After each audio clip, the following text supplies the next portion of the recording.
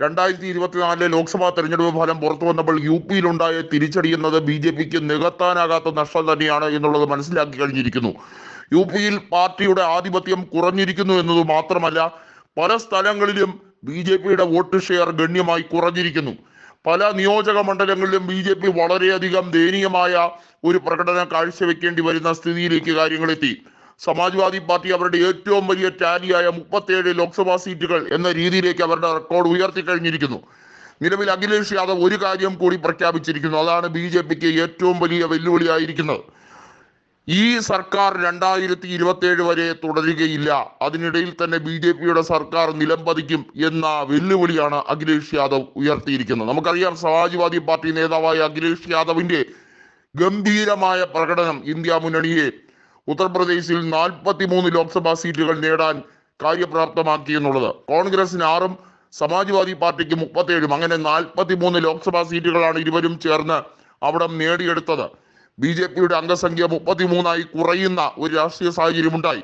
കേവല ഭൂരിപക്ഷം BJP കിട്ടുന്നതിൽ നിന്നും നല്ല രീതിയിൽ അവർക്ക് പിന്നോട്ട് പോവേണ്ടി വന്നതിൽ ഒന്നാമത്തെ കാര്യം UP-യിൽ മികച്ച ഒരു വിജയം അവർക്ക് നേടാൻ കഴിഞ്ഞില്ല എന്നുള്ളത് തന്നെയാണ്. അവർ ഏറ്റവും കുറഞ്ഞത് 50 സീറ്റുകളെങ്കിലും നേടും എന്ന പ്രവചനവുമായാണ് മുന്നോട്ട് വന്നത്. എന്നാൽ തെരഞ്ഞെടുപ്പിന്റെ ഫലം വന്നപ്പോൾ വലിയ തോതിലുള്ള വോട്ട് ഷെയർ ഇടിവും സീറ്റ് കുറവും നന്നായി അവരെ ബാധിച്ചു എന്നുള്ളത് എടുത്തു പറയേണ്ടതാണ്.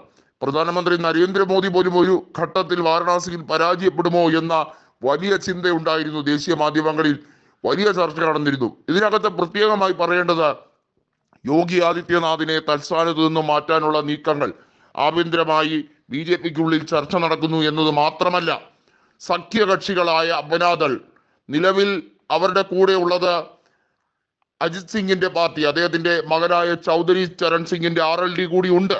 എന്നാൽ പോലും BJPക്ക് അവിടെ പിടിച്ചു നിൽക്കുക വളരെ ബുദ്ധിമുട്ടേറിയ കാര്യം തന്നെ ആയിരിക്കും എന്നുള്ളതിൽ സംശയമില്ല. കാരണം 2027 ഇനി നിയമസഭാ തെരഞ്ഞെടുപ്പ് ഉൾപ്പെടെ നടക്കാനിരിക്കുന്നത്. ഇപ്പോഴേ തന്നെ ഉത്തർപ്രദേശിൽ രാഷ്ട്രീയപരമായി BJPക്ക് അടി തെറ്റിയിരിക്കുന്നു എന്ന് മനസ്സിലാക്കി തന്നെ ഒരു വലിയ മാറ്റത്തിന് കളമൊരുക്കാൻ ശ്രമിക്കുമ്പോൾ സമാജ്വാദി പാർട്ടി ആകട്ടെ, സമാജ്വാദി പാർട്ടിയിലേക്ക് യുവാക്കളെ ആകർഷിക്കാനുള്ള ഗണ്യമായിട്ടുള്ള പരിപാടികൾ നടത്തുന്നു. വളരെ വൈകാതെ തന്നെ BJPയിലെ പല നിയമസഭാ സാമാജികരും സമാജ്വാദി പാർട്ടിയിലേക്ക് ചേരും എന്ന് അഖിലേഷ് യാദവ് പറയുന്നത് വെറുതെയല്ല. വലിയ രീതിയിലുള്ള ജാതി ഇക്വേഷനാണ് സമാജ്വാദി പാർട്ടി നടത്തുന്നതെന്ന BJPയുടെ ആരോപണത്തെ തള്ളിക്കൊണ്ട് പരമ്പരാഗത രീതിയെ തന്നെ മാറ്റിമറിച്ചുകൊണ്ടാണ് സമാജ്വാദി പാർട്ടി സ്ഥാനാർത്ഥികളെ ഇത്തവണ ഇറക്കിയത്.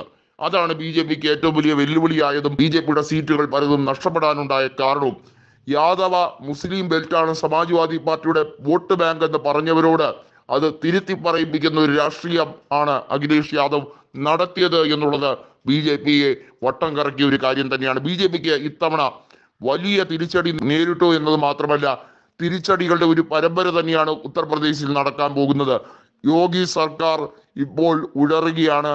അധികാരത്തിൽ നിന്നും ഒരുപക്ഷെ താഴെ ഇറങ്ങുന്ന രീതിയിലേക്ക് അവിടെ MLA മാർ പോലും രാജിവെക്കാനുള്ള സാധ്യതയാണ് അഖിലേഷ് യാദവ് പറയുന്നത്.